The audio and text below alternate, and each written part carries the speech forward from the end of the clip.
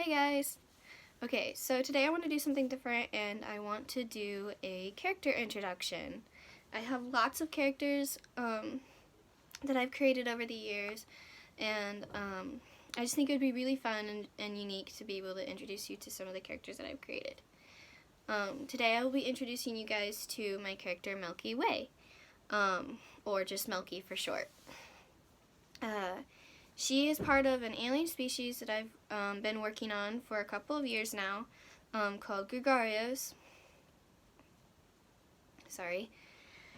And she's one of my favorite characters. She's definitely got a special place in my heart. So I'll tell you a little bit about Gregarios as a species, and then I'll introduce you to Milky herself.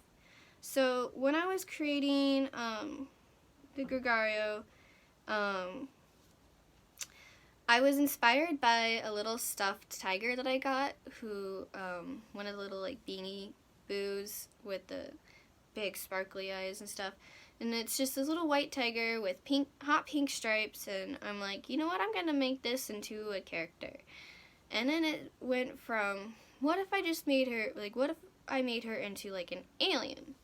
And then it spiraled into creating the Gregarios, and I've come up with all these fun rules and all these, like, these fun facts and stuff, and a history of the species and stuff. Well, okay, I haven't come up with this history quite yet. I'm working on that. But just in general, I've come up with a lot for them. So, Gregarios are any sort of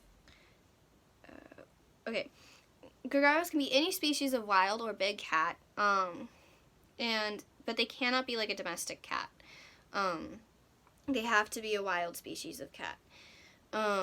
So like tigers, lions, bobcats, lynx, that kind of stuff. They can be any of those types of cats, but they can't be domesticated. Milky is an alien, is a tiger. And then, so they live in a solar system that has a red star, a red dwarf star in particular. So it's much smaller and not as bright as our star the sun, which is a yellow star, and it's a medium star, or medium-sized star. So, because of this, they tend to have a very strong sensitivity to bright lights, and most often they will either wear like a special visor when they're going to a planet or solar system with a star that's brighter than theirs, or they will keep their eyes closed, just kind of walk around blind, using their other senses to help them navigate. And then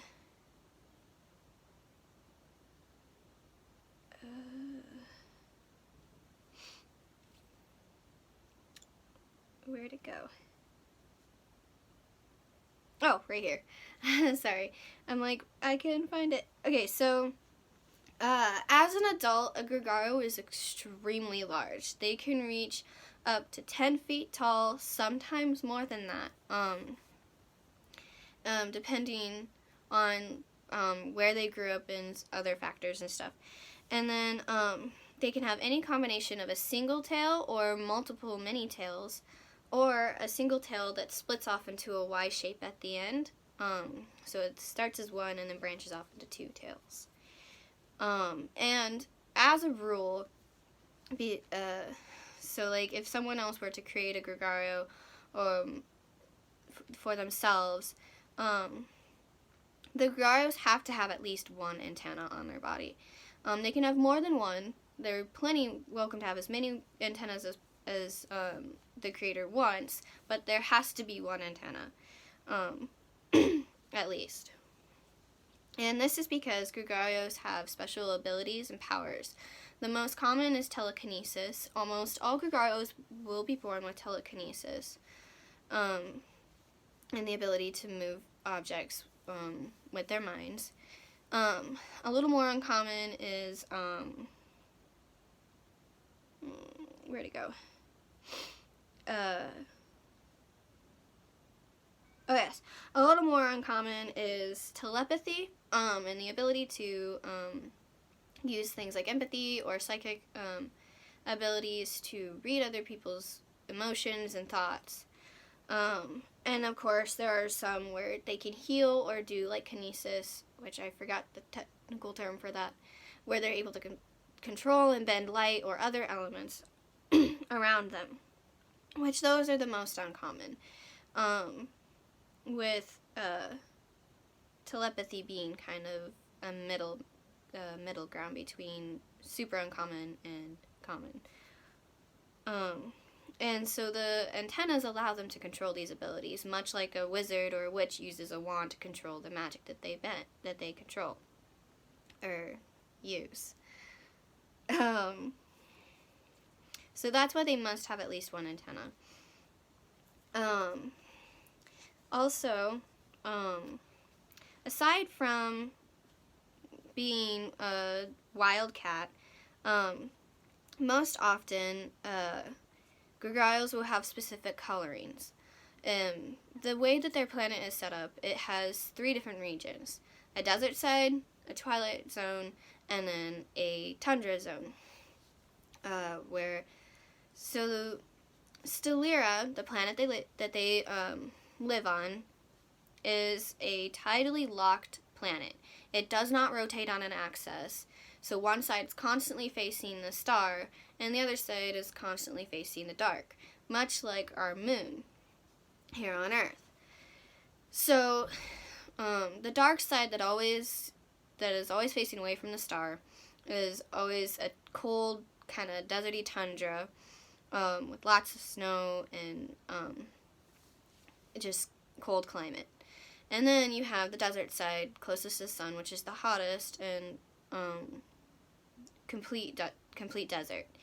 And then you have the twilight zone, which is in between, which kind of gets a mix of the climates that are mixing together due to winds and weather climate clashes.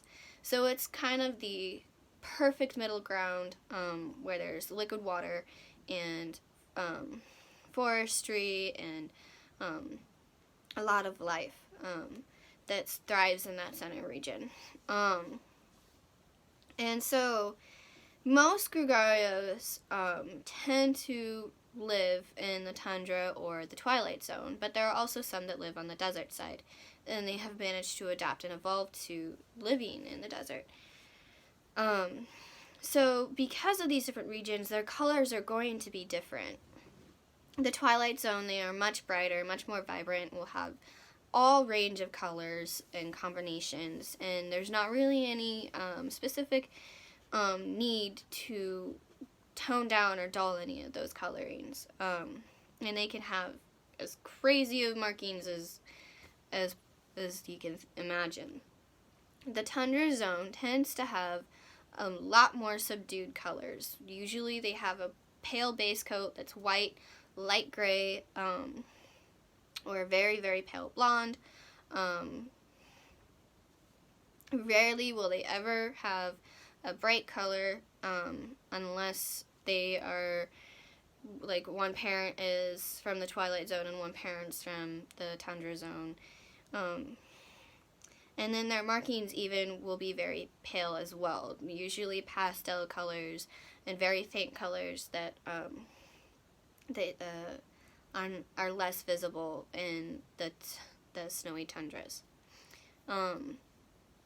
Then the desert zone, they have a pale base coloring to match the sands and the deserts and stuff, but they have darker markings. They can have jewel tone colors like dark blue or bright red, and that's a reminiscent thing of the gregarios that immigrated from the twilight zone into the desert zone, and that's just kind of been a trait that's stayed with them, and it's never caused any sort of it's never had any cause to be evolved out of their genes. But their base coloring allows them to blend in a little bit with the desert more. let's see. Am I missing anything? Oh, yes. This is the fun part. This is one of my favorite parts of creating gregarios, and specifically what makes them so different from other species of aliens that people create, and specifically with the alien tigers that you see in like cartoons and stuff. So, and this is also part of why they have such sensitive eyesight. Gregarios do not have regular like sclera and irises and stuff. Their eyes are completely one image. One eye will be an image of their home planet, and it doesn't matter which eye. Just one eye always has to have sclera in it, and then the other eye will be an aspect of space, whether that's like an image of like a galaxy or a nebula or a star or a comet or anything like that. Anything from a perspective that's in space. And it cannot be from the perspective of a planet. Like, you can't be on a planet's surface and looking up at the sky and seeing, like, stars and constellations and stuff. The image will always be from space, as if the Gregario is in space and looking at the object there. And I do have an image of this. I'm kind of upset because I don't have the images of Milky anywhere. But I do have the concept art for her eyes that I can show you here. So it's very faint and it's not colored in, but you have the color palette here. So here is sclera, and then this is the Milky Way for Milky, and that's how she earned her name, Milky Way. And then the color palette here. And all Gregarios will have their eyes work like this. And it's just all completely one image. Like I said, no pupils, no iris, no sclera, nothing. It's just like that. And I just thought that was something really cool when I was working on them and developing it. And just definitely something unique. Whether it's very realistic, oh well, who cares? It's fun. So, I think that's about as much as you need for, okay, so, hopefully this kind of works. So this is a, all the reflections, I'm sorry. So this is essentially what sclera will looks like. So you have the tundra side, the twilight zone, and the desert side. And they are much, much larger than Earth. They're about 3 times Earth's mass. So the closest I could get was the planet Gliese, 581. So that's about the size of sclera there compared to Earth. And I put a lot of work into this. So then, also just for the heck of it, this is the habitable zone of various solar systems. So our solar system is the middle one right there. Sclera's is the bottom one with the red star. And because they're such a small star,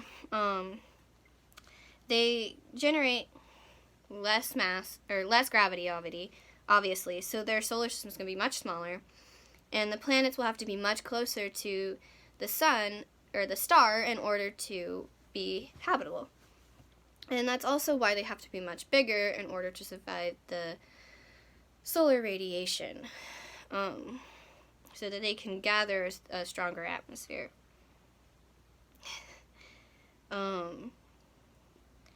Let's see. Okay.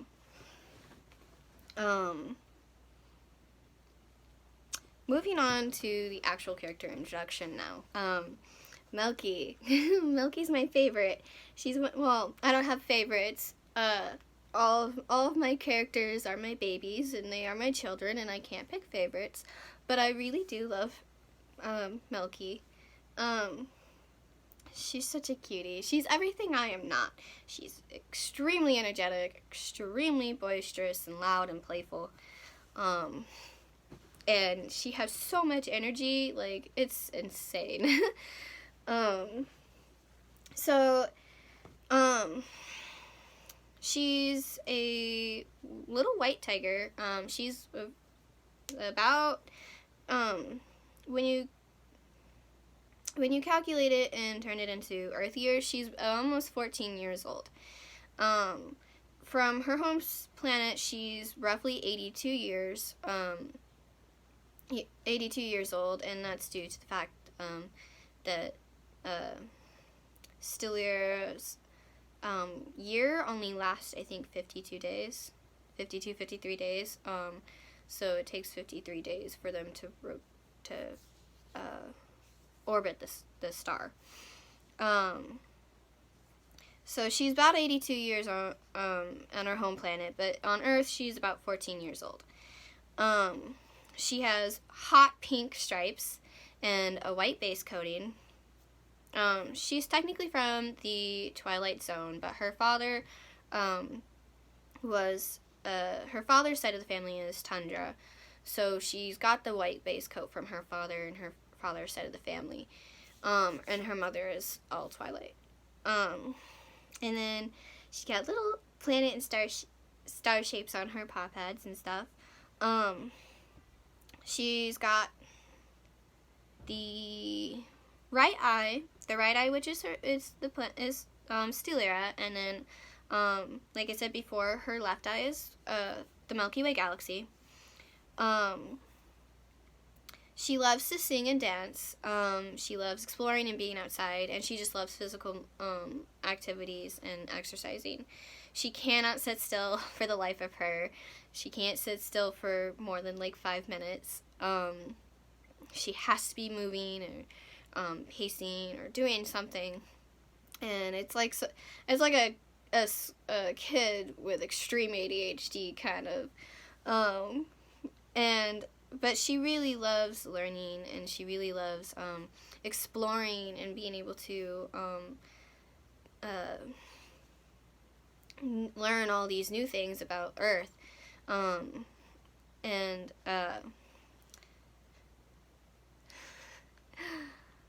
losing track of my thoughts.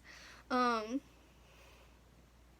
yeah, so she just really loves to explore and really loves being outside and moving around and hands-on learning stuff and experiencing new things, especially because she is on Earth and she's on this new planet with all these new things that she's never seen before. Which reminds me, when I get done introducing her, I forgot to tell the story of like how she got to Earth. So let's see. Oh yeah, she doesn't have any special or uncommon abilities. She just has the general telekinesis. She loves her friends and her family. She doesn't like sitting still or doing quiet puzzles or being quiet, just because she does have so much energy and it's hard for her to focus on those things. She really loves looking at the sky from Earth. It gives her a kind of sense of comfort, and even though sometimes it does make her homesick when she looks at the sky, she likes being able to learn all the different constellations that we can see from Earth. She has 2 older siblings who are twins, her older brother Astra and her older sister Nebula, and she's very, very close with them. Then there's her father Nexus and her mom Vega. Her father is kind of a diplomat on their planet, so he's a very important figure to the Gregarios, and he's well respected. And then What else? What else? What else? Oh, yeah. So, I almost forgot. I forgot quite a few things here. Okay. So, she's got two tails and two antennas. So because they're aliens, they don't speak English, obviously natively, but they can learn language very, very quickly and very easily, and they can learn a lot of things. They are very skilled at learning things, and adapting to situations. So their native language is a lot like avian and marine species language. It's a lot of clicks, a lot of squeaks, chirps, and just noises that us humans can't generate, and or even understand. And it's a very, very complex language system. And excuse me. So, getting back to the story. So, where'd it go? Okay. So, essentially what's happening is there's a civil war going on Stellira. Radiation from the stars beginning to eat away the atmosphere of the planet, putting the Gregarios at risk. And some believe that it's possible to create an artificial atmosphere that will protect them for a lot longer. Others are more worried, and they believe that it's time for them to move on and find another habitable planet. So, because of this, to protect the young, Gregario families are sending their children out to pilgrimage other habitable planets like Earth. And Milky, along with others, has been sent to Earth, where she meets some of my other characters in the main story, and that is why she's currently on Earth. So it's a way for them to learn more about other planets and other species, and a way for them to protect the young. In case something happens during the Civil War, or in case their planet, unfortunately, is no longer habitable.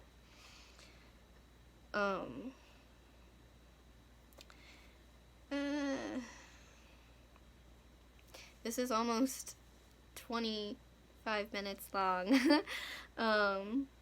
Not quite, but a couple minutes away.